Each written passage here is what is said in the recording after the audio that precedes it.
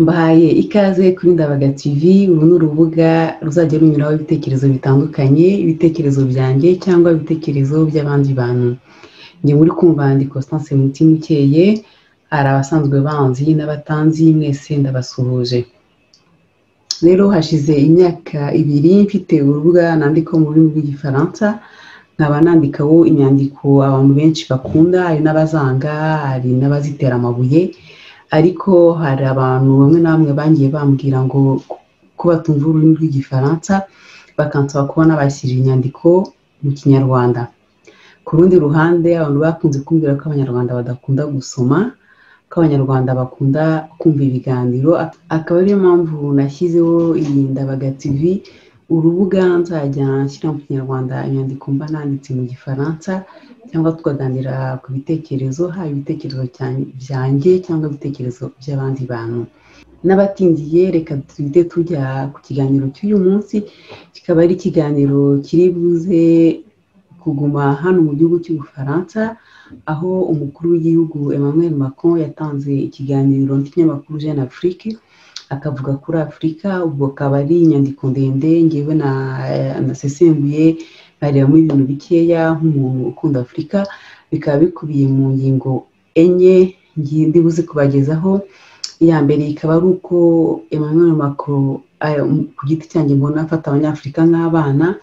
Iya kabiri ikaba ari ukuntu yumva ko abanyafurika badashobora kwitekerereza. Iya gatatu tukaza kureba uburyo abonamo demokarasi. Ni ibintu biteye isoni, binababaje kandi bikaba binasekeje. Tukaza kurangiriza ku gihugu cyacu cy'u Rwanda, aho Emmanuel Macron azajya gusura mugenzi we Paul Kagame mu mwaka wa 2021. Nimujye kure, mu kanya turaje turebe inyigo kuri buri ngingo.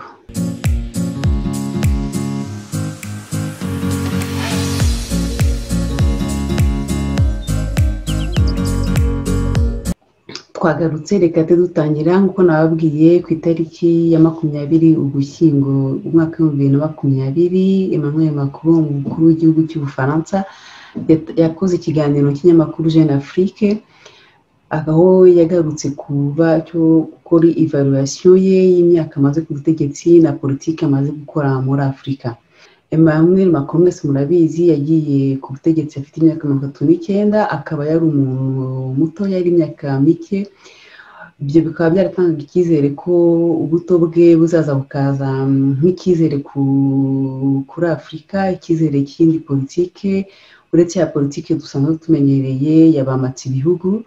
Ubwo rero yaramatanga iyi kiganiro yatanze nibyo yashakaga kuvuga. Ariko iyo umuntu arebye umurongo ku murongo, umuntu asanga icyahindutse ari amagambo meza yoroshya ibikorwa bye, naho mu by'ukuri ibyo yibereyemo ni ya politike bakunze kwita France Afrique. Mu ngingo ya mbere ngiye nayise Emmanuel Macron abona abanyafurika nk'abana. Muti gute?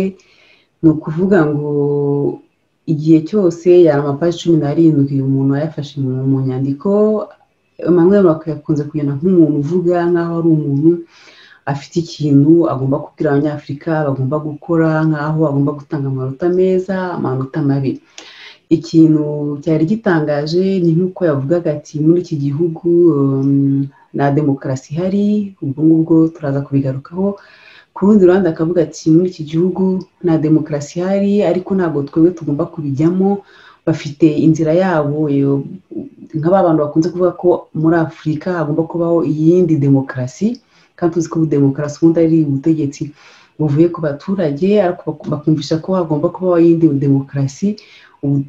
Ya demokarasi twamenyereye ko abantu bamwe na bamwe biyitiranya n'igihugu, noneho bakabakora ubutegetsi bubaturutseho bakabwita demokarasi y'ubundi bwoko. Icyari gitangaje muri icyo kiganiro yatanze, mu bantu mwakurikiye amatora yabaye muri Cote d'Ivoire, turabizi twese ko umukuru w'igihugu yahinduye constitution, akafata manda, aho manda umuntu yemerewe gukora manda 2, agahindura constitution, noneho akakunza kubeshya ngo ntabwo ari ukugira ngo azakore manda ya 3. Ako bikarangira ubu ngubu yanamaze gutorerwa manda ya 3. Ubwo ngubwo yakunze kumugarukaho asobanura ukuntu ari igikorwa cyiza, turaza kubigarukaho mu buryo burambuye. icyari gisekeje kurusha byose ni ukuntu yavuze ko igikenewe hagati ya Afurika n'Ubufaransa ari urukundo. Njye nkunda kubivuga, njya numva abantu bazana urukundo muri politiki. Ni ibintu bidasobanutse, ni ibintu urukundo ni amarangamutima, politiki ni ibikorwa. Ubwo rero yakugendeye yagira ngo ni inshuti cyane ya Kagame ati igikenewe muri Afurika ni urukundo hagati y'Abafaransa n'Abanyafurika. Ndeke muze kubitekerezaho niba ari urukundo mwaba mufite rwo kwereka igihugu cy'Ubufaransa rurakenewe, ni na ngombwa nk'uko yabivuze kuko ntabwo yabisabaga cyane. Muri make kuri njyewe ni nk'uko umuntu waba agendana n'abategetsi bakoresha igitugu bakica abantu, haba muri Kameruni, haba muri ya ntambara iri muri za Mali, haba mu Rwanda n'ibindi bihugu byose aho dukunze kubona Emmanuel Macron ari kumwe n'abanyagitugu, yarangiza akaza akabwira abaturage b'ibyo bihugu ati igikenewe ni urukundo. Mwese muze kubitekerezaho. Reka tujye ku ngingo ya kabiri. Byumvikane ko umuntu ubona Abanyafurika nk'abana atekereza ko niba Abanyafurika bitekerereje atari uko ubwabo, ahubwo ari uko barimo barakoreshwa n'ibindi bihugu bikomeye. Ibyo yabivuze igihe bamubazaga ati se uratekereza iki ku ukuntu muri Afurika, cyane cyane muri Afurika bavugamo ururimi rw'Igifaransa, uko abantu benshi bagenda bagaragaza ko batishimiye Ubufaransa. Mu Gifaransa bakaba babyise un sentiment anti-français. Ubwo ngubwo niko yahisaguka avuga ati bishobora kuba bituruka kuri politiki Abafaransa bakoze muri Afurika, ariko cyane cyane yibanje mu kuvuga ko ari Uburusiya na Turki buza bugakoresha Abanyafurika kugira ngo bange Ubufaransa. Ibyo bintu birasekeje cyane, biratangaje, kuko mu gihe we ari kumwe n'abanyagitugu, mu gihe abanyagitugu badashaka kumva icyo abaturage babo bababwira, nawe yatangiye kubavugira avuga ati n'abantu bahaguruka bakavuga ntabwo ari uko ubwabo, ahubwo ni uko Uburusiya buba bwabatekerereje cyangwa Turukiya.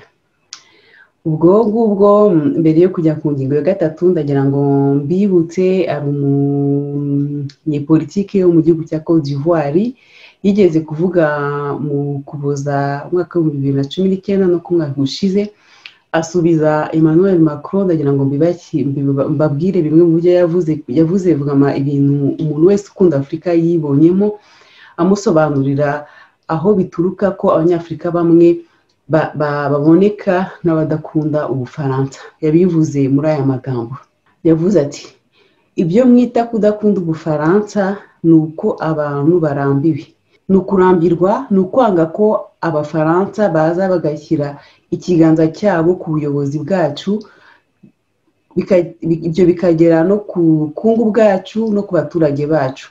Icyo twanze ni imibanire icuritse hagati y'ubuyobozi bw'Ubufaransa n'ubuyobozi bwa Afurika, kubera yuko ibyo ngibyo byica demokarasi, bipfuka demokarasi mu gihugu cyacu, bikica uburenganzira bw'ikiremwamuntu.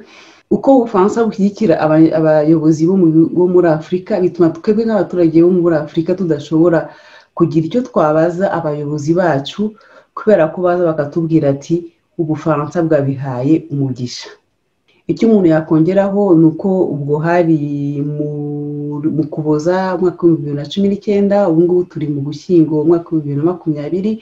Iyo umuntu arebye ibyo Emmanuel Macron akora muri Côte d'Ivoire, ukuntu ashyigikiye kuriya munyagitugu ahindura constitution, akiba amatora, akaba agiye gukora manda ya gatatu, kandi igihugu cyuzemo abantu baje gukora politike, yahise atwereka ko ibyo Mamadou Coulibaly yavugaga byari, twari dusanzwe tuzi ko ibyo yavuze ari byo, ariko ibyo bizabiza nk'ibindi bimenyetso biza byiyongera ku bindi dufite kuva kera, aho tuzi ko ibi bihugu byamatsiye ibihugu bidakora na gato inyungu zacu, ahubwo bikora inyungu zabo.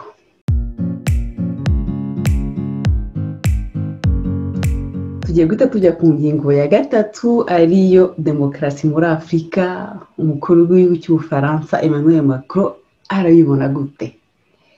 Duhere kuri Mali.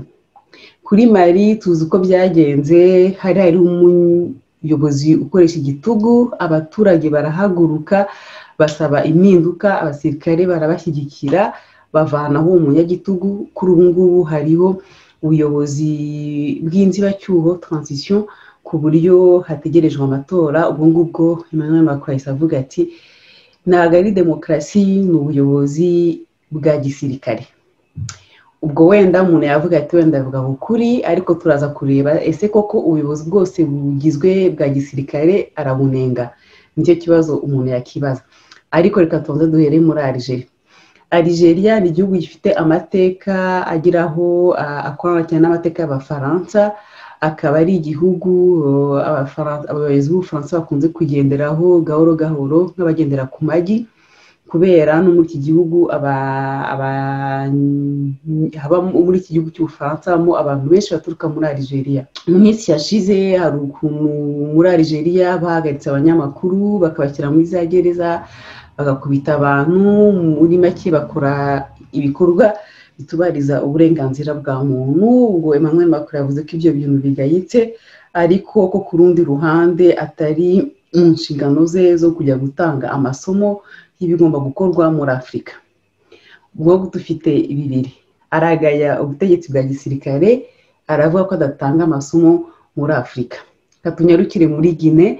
Muri Guinée abakurikira amakuru yo muri Afurika murabizi ko umuyobozi wawo Alpha Condé nawe yahinduye constitution kugira ngo akore manda ya gatatu. Ubwo ngubwo wenda ibyo bintu bya constitution y'abantu bahindura constitution kugira ngo bakore manda zindi dushaka kuzabigarukaho, ariko nk'abanyarwanda twebwe turabizi kuko no mu Rwanda Paul Kagame nawe yahinduye constitution, nako mwebwe nk'abanyarwanda mwamusabye ko yahindura constitution kugira ngo akomeze atuyoboreshe igitugu. Emmanuel Macron kuri Guinée yavuze ko ibyo bintu atari byo kwihanganira, yavuze ngo c'est très très grave, ngo ni ibintu bikomeye cyane, kubera ko urubyiruko rwo muri Guinée rukeneye demokarasi. Bimaze kuba ibintu bitatu umuntu yashimira Emmanuel Macron: ntabwo akunda ubutegetsi bwa gisirikare, ntabwo ashaka gutanga amasomo muri Afurika, kandi yemera ko urubyiruko rwo muri Afurika rukeneye demokarasi. Reka dukomeze ku gihugu tugere muri Côte d'Ivoire. Côte d'Ivoire nk'abayizi ni akarima k'Ubufaransa, ni akarima k'ubuyobozi bw'Ubufaransa.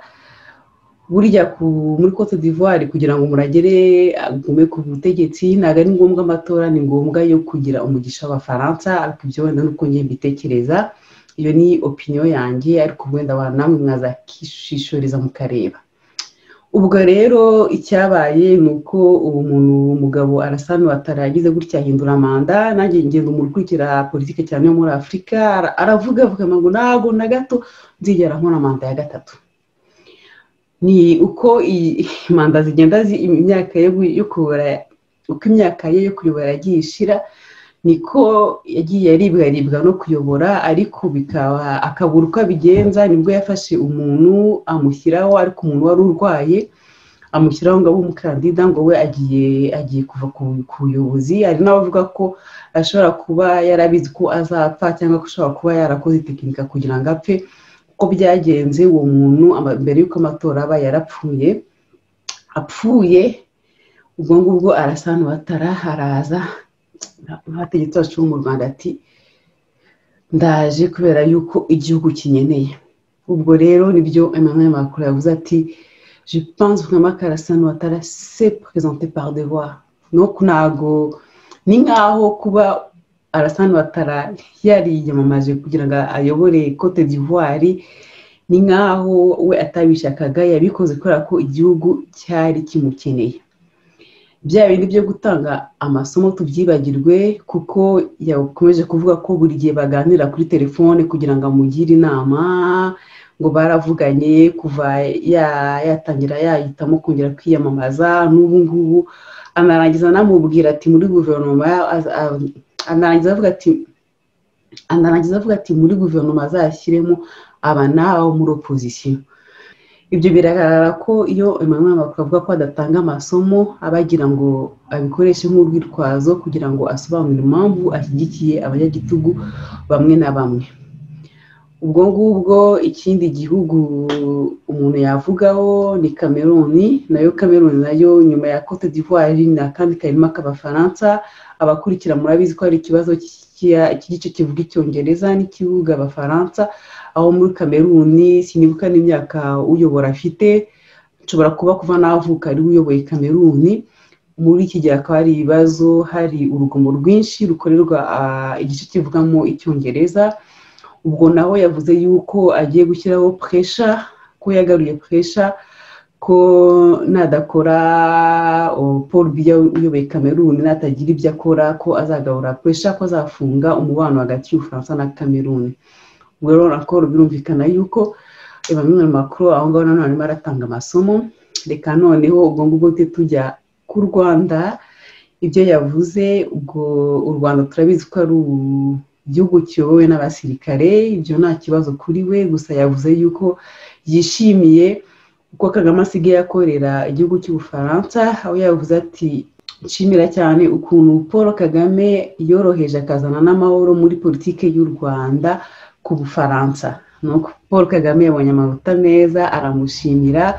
Ubwo ngubwo ahita avuga no kuri ya komisiyo yari ku mateka, avuga ko iyo komisiyo ari yo kureba ukuri, ko atari iyo gutera ibikwasi abafaransa s'autoflageller, ko batazitera ibikwasi, ko bazasohora ukuri. Ubwo ngubwo dutegereje. Komisiyo yari igomba kwiga kuri politike y'abafaransa mu Rwanda hagati y'umwaka w'1990 n'1994, ikaba izatanga umwanzuro wayo mu kwezi ku itariki ya 5 Mata umwaka uzaza. Ubwo rero maje niba azajya mu Rwanda, yabanje kuvuga kuri uyu mwaka bidashobotse kubera azabanza gusura ibihugu ndikumva harimo Ghana na Afrika y'Epfo, ariko ubwo ngubwo akaba azajya mu Rwanda mu mwaka w'2021. ubwo ngubwo akaba ari ikintu dutegereje, ariko ntibyatubuza kwibaza ati se ni ryari yajyayo. Ashobora kujyayo umwaka ugitangira. Ubona ari ibintu wenda bikomeye kwa ko hagati y'u Rwanda, y'ubu n'u Rwanda agomba gusura ibihugu bitatu byo muri Afurika. Tubibutse ko perezida w'Ubufaransa adashobora gukora nka bya bindi Kagame akora byo kwirirwa ari hanze.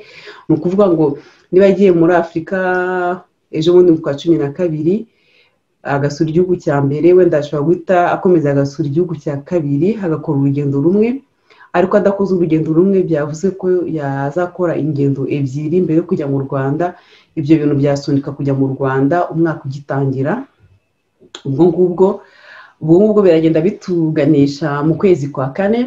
Mu kwezi kwa 4 akaba ari ubwo iyo komisiyo izasohoka. Ngiye mfite amatsiko yo kureba ibyo iyo komisiyo izavuga, kuko ndakeka ko hari abanyarwanda bamwe bizeye ko iyo komisiyo izaza ikavuga ko Ubufaransa wenda hari ibyo rwakoze. Ngiye nshaka ko kuri gusohoka, ariko ku rundi ruhande ntabwo mbona umufaransa w'igicucu akavuga ko yagize uruhare mu cyaha gikomeye nk'icyaha cya jenoside. Sinzi ko uwo mufaransa aravuka, sinzi ko umufaransa yaba ayoboye Ubufaransa. Ngewe ndi umuntu ukunda ukuri, akunda no gushyira ibirenge hasi, sinzi ko babivuga mu Kinyarwanda, ku buryo uwo mufaransa niyo yaba ariwo bizaba ari ikintu kizandikwa mu mateka, nabyo gifite amatsiko yo kubireba. Ubwo rero ndibaza igihe azaba yasohoye, Ubufaransa bwasohoye raporo buvuga ukuntu ari abere. Bashobora kuvuga ibyo bigeze kuvuga mu mwaka w'1993 bavuga ati ni abanyarwanda bishe abandi banyarwanda. Bashobora kuzavuga ikintu kijya gusa nk'icyo ngicyo. Ubwo ngubwo ndibaza ukuntu intore uko zizakora reaction. Njyewe ni ibintu binteye amatsiko cyane. Noneho nkibaza abanyarwanda benshi njya mbona bikigita bagazika ngo Abafaransa bazasaba imbabazi. Nkibaza ko icyo kintu ari igikorwa kitazaba, amfuka niyo cyaba hagomba kujyaho imyaka kugira ngo amateka ahite. Abantu ntabwo ari ikintu gikorwa gusaba imbabazi. Niyo byaba, abantu basesengura politike y'Ubufaransa bavuga ko ari ikintu kitazaba mbere vuba ahangaha, ahubwo umuntu atekereza nk'imyaka nka 50, kuko nk'ibyo nk'amahano Ubufaransa yakoze mu gihugu cya Algeria nibwo batangiye gahoro gahoro kwemera ko n'ayo mahano yabaye atari intambara. Rero kugira ngo ejo cyangwa ejo bundi umufaransa azavuga ati twagize uruhare muri jenoside ngiye no kubisabira imbabazi, njye mba mbona ari ukwikirigita umuntu agaseka. Ibyo akaba ari intore zikunze kubikora. Ubwo dutegereje kureba niba azajya mu Rwanda mu kwezi kwa Mata, nyuma mbere y'uko iyo raporo cyangwa iyo raporo yasohotse. Ubwo bizaterwa n'ukuntu u Rwanda ruzakira iyo raporo. Murumva ko umwaka w'2021 tuwutezeho byinshi, uzaba urimo inkuru zo gusesengura nyinshi. Ubwo wenda umuntu yakibaza ati se atagiyeyo muri Mata ntiyajyayo nyuma yaho gatoya mu kwa gatanu, mu kwa gatandatu? Aho nkahita nibutsa abantu ko mu kwezi kwa gatanu umwaka w'2022 mu Faransa z'amatora y'umukuru w'igihugu. Ubwo ngubwo Emmanuel Macron akaba azashobora kugera kwiyamamariza gukora manda ya kabiri.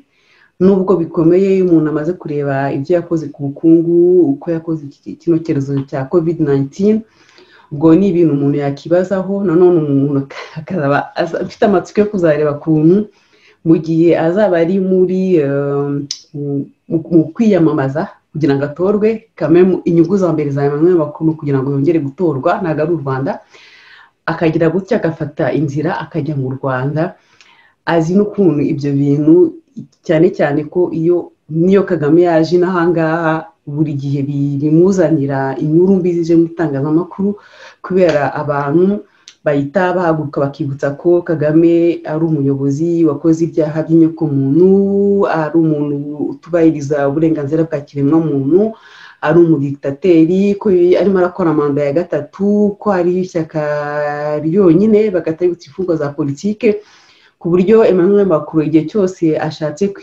kwifotozanya na Kagame bikunze kumubera ikibazo hano, kubera Abafaransa nubwo abayobozi b'Ubufaransa baba bari badakunda Afurika ntacyo bibabwiye, abaturage b'Ubufaransa bo ntago bajya bihanganira ko umuyobozi wabo ajya kuvugana n'abantu.